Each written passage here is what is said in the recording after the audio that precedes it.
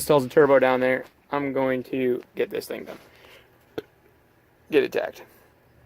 But this is actually a 3-inch to a 2.5, which is what the size is here.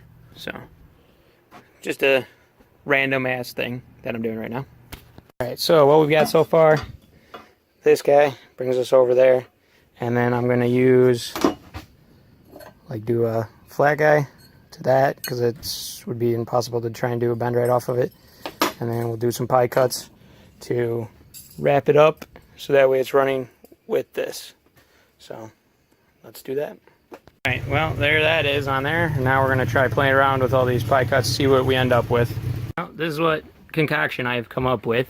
Envision that black line there. That's basically where the mouth on the turbo is going to land. So, yeah, now we just got to tack weld that onto there, and then we got a lot of welding to do. So, and I'll probably weld up all of this before I actually weld that. So, let's give it a real college try. Start seeing how far we can get. Alright, got it just welded up. Now we got to hit it with the flap disc. So let's do that. There it is. Now we got to go get the other piece and get that thing welded together, and then this thing's done. Alright, well, there it is. All complete.